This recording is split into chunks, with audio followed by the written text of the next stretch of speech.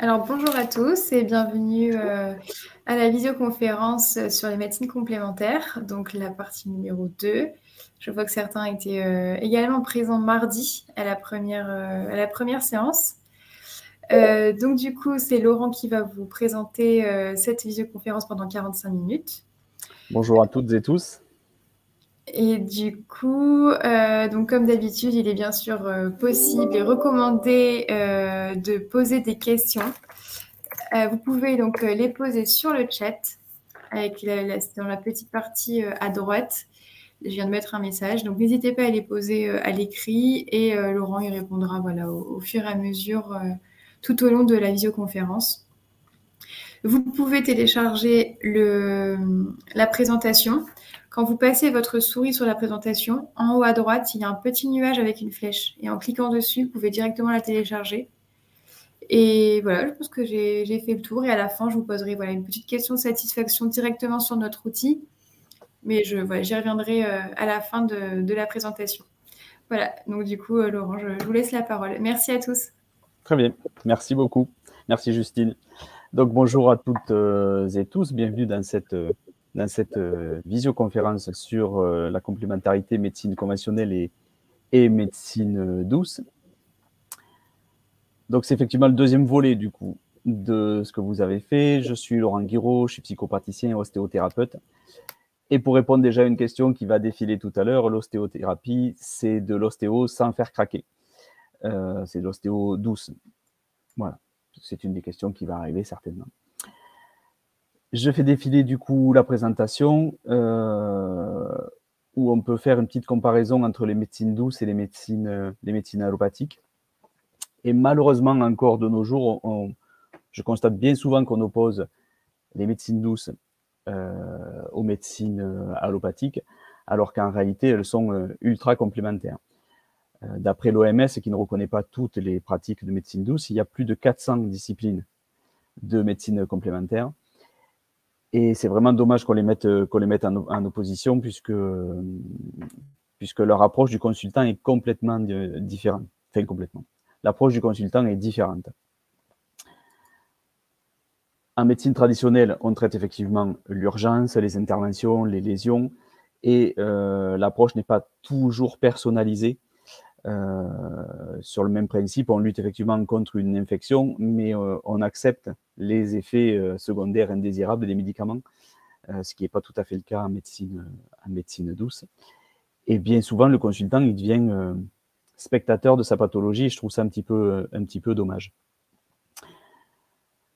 Et il y a une approche qui est complètement différente, du coup, avec les médecines douces, où là, effectivement, la prise en charge du consultant tient compte de toute sa personnalité, et c'est là que l'anamnèse prend vraiment toute sa place. On parle en règle générale d'une approche holistique ou d'une approche globale.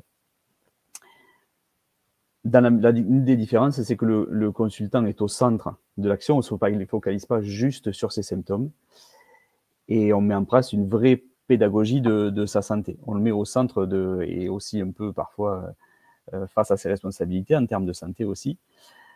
C'est le cas de la naturopathie, de la micronutrition, de la réflexologie, de l'ostéothérapie, de l'acupuncture, où effectivement, il y a tout un suivi de conseils et de choses, entre guillemets, à faire et ne pas faire, etc.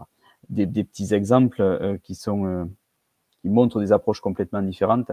Le syndrome de l'intestin irritable. En médecine allopathique, on se focalise la plupart du temps sur les effets, sur les symptômes, et non pas sur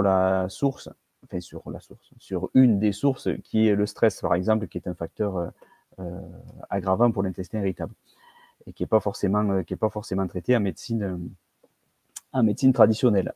Alors, par chance et par ouverture d'esprit, j'ai la chance de travailler avec les médecins de ma commune, avec des médecins du centre hospitalier, et du coup, on se retrouve avec une super complémentarité entre les médecines douces et les médecines allopathiques. Donc, c'est quand même un gros avantage. Parce que du coup, les médecines douces viennent vraiment compléter le parcours du patient en médecine traditionnelle. Du coup, pour traiter au mieux, effectivement, mes consultants, je vais dire, deux aspects. Les aspects psycho-émotionnels, sur lesquels j'utilise des méthodes comme l'EFT, dont je vais vous parler maintenant, et l'hypnose ericksonienne, et la partie, alors psychosomatique, c'est pas tout à fait le mot juste, mais la partie en tout cas physique, pour lesquelles j'utilise, alors Sandrine Lefranc qui nous pose une petite question. Alors, quelles sont les médecines les mieux adaptées? Voilà, c'est ce que je vais vous expliquer dans les techniques là. Je ne sais pas s'il y a une médecine mieux adaptée l'une que l'autre. En tout cas, ce qui est sûr, c'est que la complémentarité des deux fait vraiment avancer les choses. C'est le cas, par exemple, sur l'arrêt du tabac, sur le sevrage tabagique, où effectivement, la personne, la raison pour laquelle elle a commencé à fumer à l'âge de 15 ans n'est pas du tout la raison pour laquelle elle a maintenu ce comportement maintenant jusqu'à 55 ans, par exemple. Donc, je pense que c'est la complémentarité des médecines, des deux médecines, médecine douce et les médecines traditionnelles, qui vaut vraiment le coup. Parce qu'on joue vraiment sur les deux tableaux, et le consultant est pris, alors le patient, puisqu'on est autorisé à dire patient pour les médecines conventionnelles, le consultant est vraiment pris dans sa globalité. Donc, plusieurs techniques, des techniques psycho-émotionnelles et des techniques plutôt en relation avec le corps, comme la réflexologie, alors que je vais vous décrire là, palmaire, faciale, crânienne, l'ostéothérapie et le massage assis.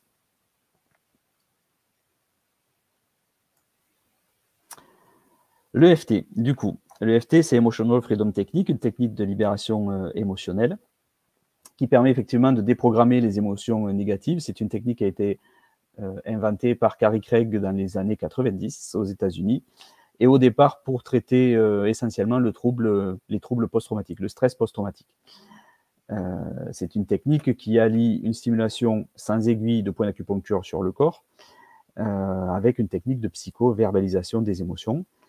Le consultant appuie des points d'acupuncture sur lui, en même temps que je l'ai fait sur moi. Il a juste à me suivre dans l'ordre des points, c'est très simple, et répéter les phrases que je vais dire, que je vais énoncer. C'est moins simple par moment, et c'est une technique qui est très très efficace. Alors j'ai mis une petite phrase qui peut paraître bizarre, mais c'est une technique qui est très très très efficace pour le stress, l'anxiété, les peurs, la culpabilité, les addictions aussi, la confiance en soi, la timidité, et toutes les parties, enfin addiction, dépendance, etc.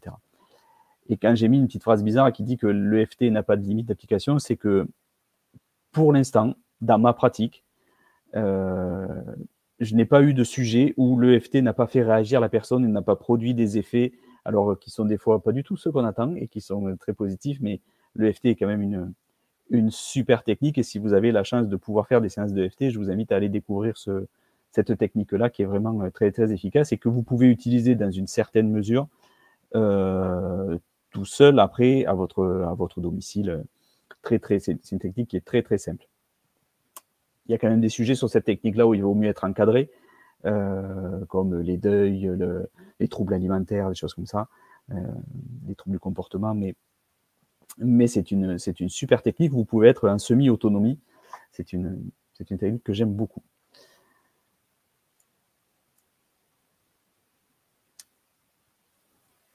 Alors, effectivement, pour la partie... Je me permets juste de couper, parce qu'il y a une question sur l'EFT qui est pratiquée par... Ok, super. Merci. Alors, l'EFT est pratiqué soit par des praticiens ou des maîtres praticiens en EFT, soit effectivement par des médecins. Elle est utilisée aussi en psychologie, puisqu'elle est enseignée en fac de psycho. Donc, elle est aussi utilisée par les psychologues, les psychiatres, etc. Même si c'est pas une technique qui est très très publicitée, mais qui est en augmentation. Et puis, le gros avantage de l'EFT, c'est qu'il y a une recherche permanente dessus, grâce à plusieurs écoles, comme l'IFPEC, qui est à Lyon, comme Therapeutia, qui est en Belgique, avec Brigitte Ansoul, qui est psychiatre et qui fait des recherches effectivement sur l'EFT, et qui fait avancer les choses. Alors, dans l'Aisne, comment savoir quel praticien? Alors, j'ai pas de réponse immédiate sur cette question-là. Vous voulez intervenir, Justine? Un registre, un annuaire, ou comment on peut retrouver par rapport à la formation, ou si on veut des informations sur toute la France, par exemple? Alors, il n'y a pas de syndicat pour l'EFT, en tout cas pour l'instant. Et je pense que malheureusement, l'oracle Google est le meilleur ami, si je peux le dire comme ça. Ensuite, il y a des... Alors, je ne vais pas prêcher pour ma paroisse, mais il y a un site internet qui s'appelle medoucine.com. Et effectivement, vous pouvez rechercher dans votre région par spécificité, par pratique, etc. Et ça permet de savoir qui fait de l'EFT, dans quelle région, à quel endroit, et de voir aussi, ce qui est quelque chose qui est intéressant et qu'on retrouve dans beaucoup de pratiques aujourd'hui, les avis des patients. Le retour des patients est quand même super important, et ça vous permet de savoir, entre guillemets, quel praticien est, c'est un peu du TripAdvisor, hein, quel praticien est le mieux noté. Voilà, medoucine.com. Je fais du coup un petit peu de pub, Justine, si vous me permettez, c'est pas vraiment de la pub, mais ça permet de trouver voilà, quels sont les praticiens disponibles. Avec plaisir. Je vais vous parler à présent de l'hypnose du coup ericksonienne, qui n'est pas du tout l'hypnose de spectacle, c'est l'hypnose entre guillemets thérapeutique. C'est une méthode qui est très très respectueuse et qui permet effectivement d'aller chercher les ressources en vous pour faire travailler votre inconscient et vous aider, mobiliser les ressources et vous aider à sortir de situations difficiles ou alors retravailler sur des émotions particulières, sur un passage de vie particulier, sur un deuil, sur une séparation, des choses très très concrètes. Et l'hypnose ericksonienne qui a largement fait ses preuves apporte aussi un moment de détente, de bien-être, de calme, de sérénité, tout en étant très très très respectueuse de la personne. Alors ensuite, il y a plusieurs techniques, il y a plusieurs méthodes dans l'hypnose ericksonienne, bien sûr, mais c'est une bonne... Oui, c'est vrai, je n'avais pas pensé à la lumière des thérapeutes. Très très bien, Justine, merci beaucoup. Voilà, l'hypnose ericksonienne qui n'est pas du tout donc l'hypnose de spectacle, qui est une hypnose qui est très très douce et qui est très très efficace. Et en règle générale, en hypnose, on n'a pas besoin d'énormément de séances pour avancer sur les problématiques des consultants. Et je vous parle de combinaison entre les médecines complémentaires et les médecines douces, mais pour vous prendre un exemple particulier sur le sevrage tabagique, en EFT, au départ, je faisais que de l'EFT. En EFT, j'avais grosso modo un taux de réussite qui avoisinait les 60%. Et en combinant l'EFT et l'hypnose sur la même séance, le taux de réussite en sevrage tabagique tourne aux alentours de 96%. Ce qui est quand même pas négligeable. Ça veut dire qu'il y a 4% de consultants qui reprennent la cigarette. Donc, c'est quand même un résultat qui est intéressant de combiner les deux médecines. Les deux techniques, pardon.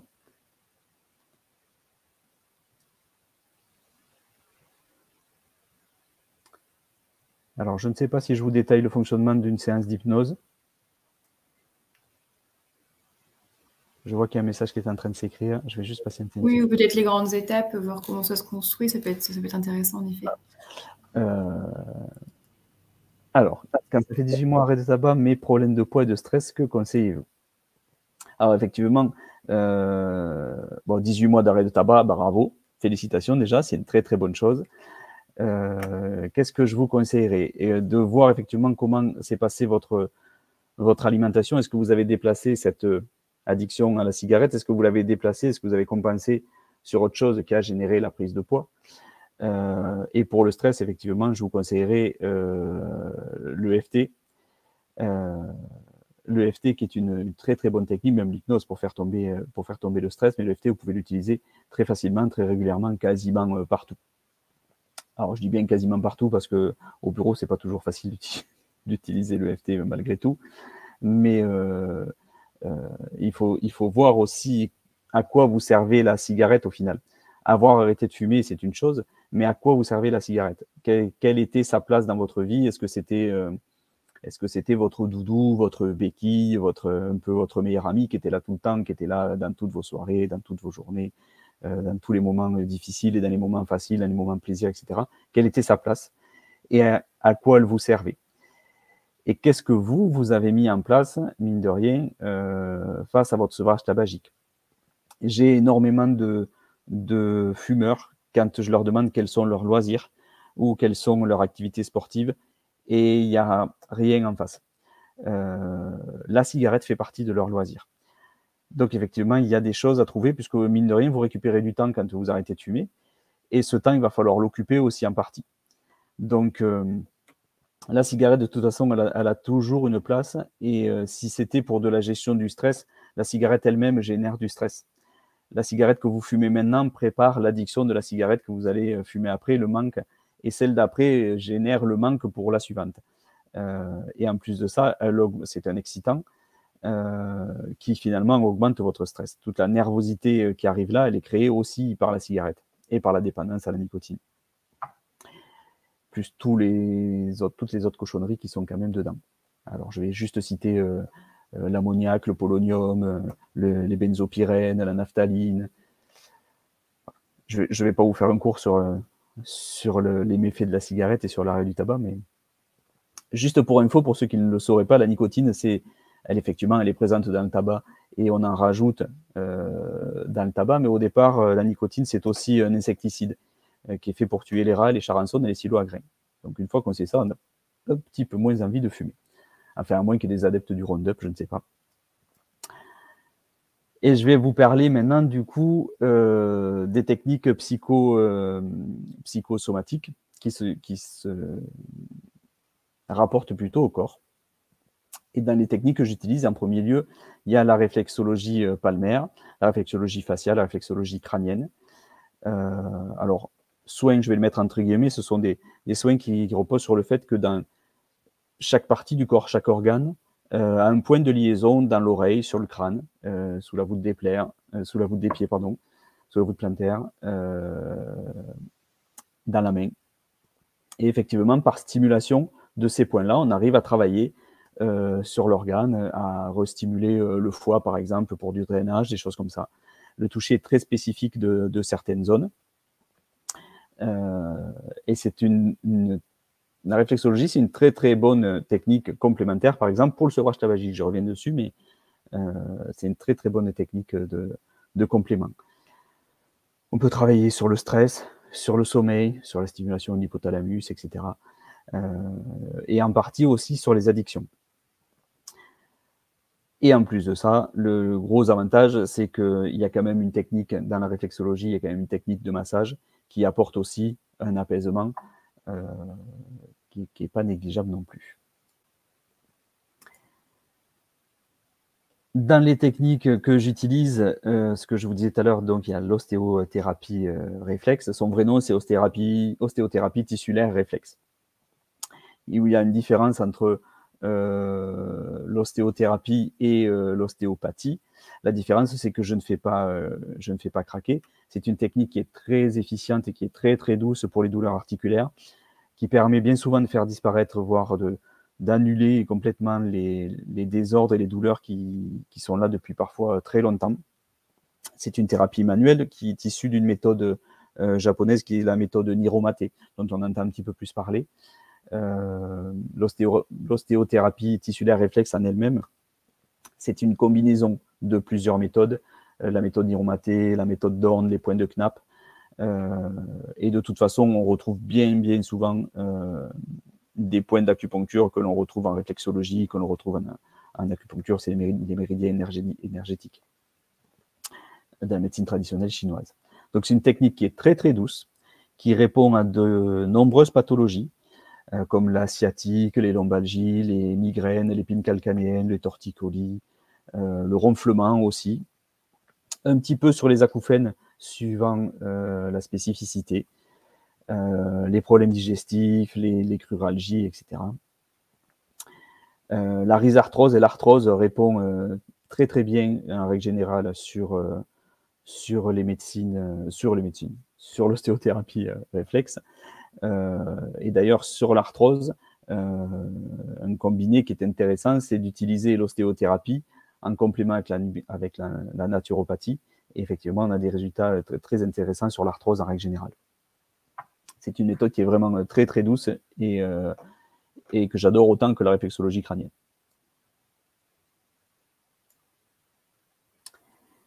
Et ensuite, le massage assis, qui est le massage à main. Alors que j'utilise plus particulièrement en entreprise parce qu'il est très, très adapté.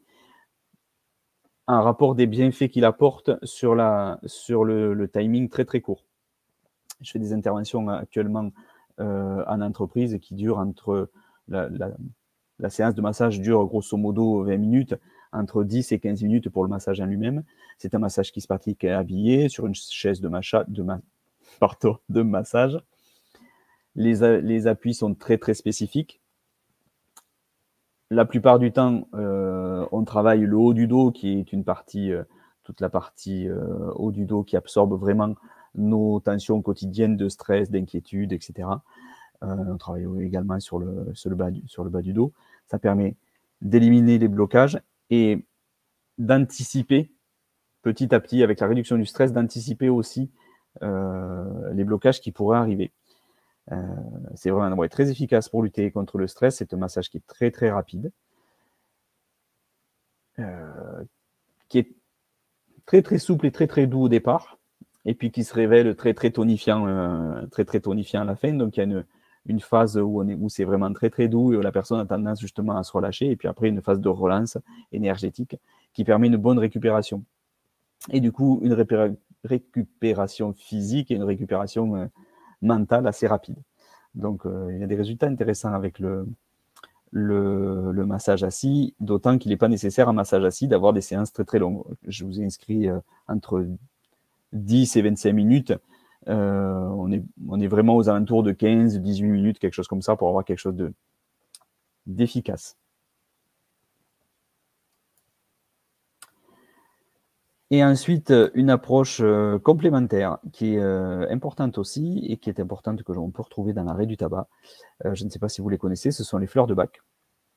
Les fleurs de bac, ce sont des élixirs floraux qui viennent effectivement en complément de la médecine douce et des médecines conventionnelles, qui permettent de travailler sur vraiment l'état émotionnel du consultant. Alors, avec les fleurs de bac, effectivement, on n'annule pas... J'ai souvent dans les fleurs de bac des personnes qui me disent « Donnez-moi quelque chose qui va me faire oublier, qui va me faire oublier tous mes soucis, etc. » C'est pas comme ça que ça fonctionne forcément, ce serait trop facile. Mais ça aide vraiment à traverser les émotions beaucoup plus facilement. Il y a une approche qui est très très fine à faire avec les fleurs de bac. Je regrette un petit peu l'approche qui est... Alors, hormis les pharmaciens qui sont spécialisés, qui ont été formés, etc. Mais en pharmacie, en règle générale, si... vous allez en pharmacie chercher des fleurs de bac, il y a marqué peur, et vous prenez telle fleur pour la peur. Sauf que en fleur de bac, si c'est une peur qui est inexpliquée, vous ne savez pas pourquoi ça arrive souvent chez les enfants. Ils ont peur, mais ils sont incapables de décrire pourquoi ils ont peur. C'est pas la même fleur de bac que si vous avez peur des chiens. Vous savez ce que c'est, vous savez que vous avez peur des chiens, vous avez peur de conduire en voiture, vous savez que vous avez peur de conduire en voiture. C'est une peur qui est expliquée. Alors qu'en pharmacie, ce qui est dommage, c'est qu'on trouve peur et vous prenez cette partie consommation juste comme ça qui est un peu dommage sur les fleurs de bac. Parce qu'en ciblant vraiment la fleur qui correspond au consultant, qui correspond à ce qu'on récupère dans l'anamnèse, à tous les états qu'il nous décrit et qu'on va aller creuser un petit peu, on peut avoir vraiment quelque chose dont l'état positif perdure. Et c'est ce qui est intéressant dans les fleurs de bac. Il arrive aussi quelquefois que dans les fleurs de bac, ce qui nous intéresse, c'est pas forcément ce sur quoi agit la fleur en elle-même, les peurs inexpliquées par exemple, mais de savoir quel est l'état positif que l'on désire obtenir. Et parfois, les deux ne sont pas un lien obligatoirement. Alors, sous quelle forme se prennent les fleurs de bac? Alors non, pas d'effet secondaire, c'est compatible avec tous les médicaments. Ce sont des gouttes qui sont à prendre soit dans un verre d'eau, un petit fond d'eau, soit directement sous la langue. Il existe aussi un médicament qui est très très connu par les étudiants, etc., qui s'appelle le Rescue. Je ne fais pas de pub particulière, mais qui lui est en forme de spray et où il y a une préabsorption rapide dans par le palais. Et on trouve les fleurs de bac en magasin bio, en pharmacie, bien évidemment. Ben voilà, la question est arrivée. Voilà, donc j'ai répondu à la question. En pharmacie, effectivement, ou en magasin bio aussi. On les trouve également, bien sûr, sur Internet. Après, toujours, il faut quand même rester prudent sur ce qu'on achète sur Internet. Je ne vous apprends rien.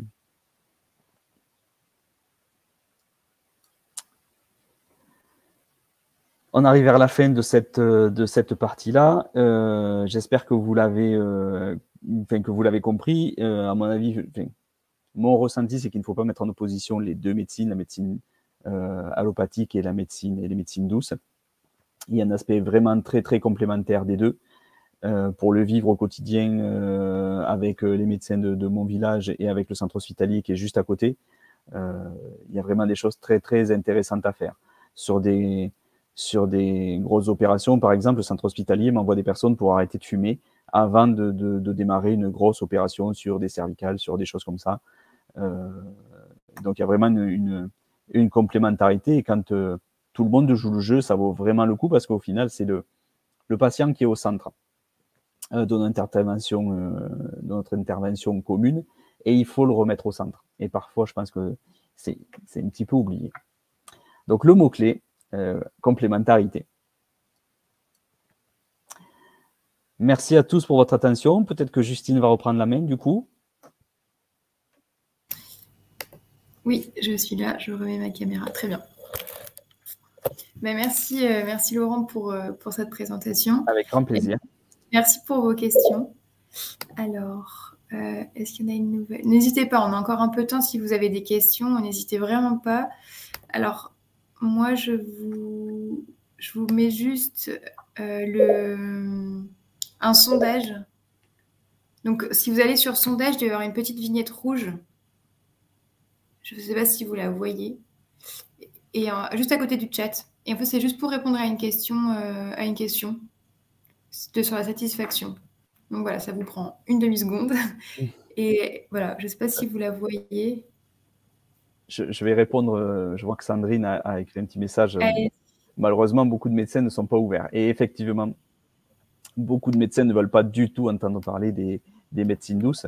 Parce que dans les médecines douces, mais comme ailleurs, il y a des bons plombiers et des mauvais plombiers. C'est pareil partout. En fait, on retrouve cette même proportion, je vais dire, si je peux me permettre, de la même façon. Et du coup, il y a des freins qui se passent.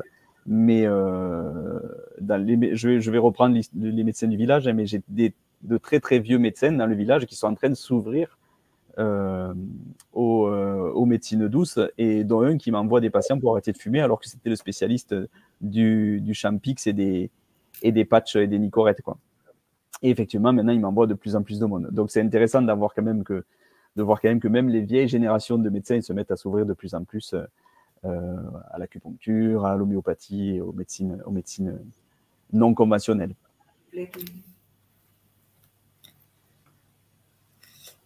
Et du coup, pour répondre à la question, donc déjà, vous pouvez télécharger directement la présentation.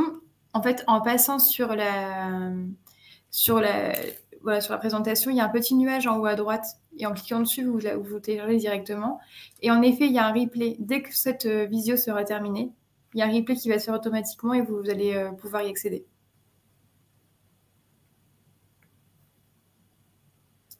Hop. Voilà. Donc, n'hésitez pas à répondre au sondage.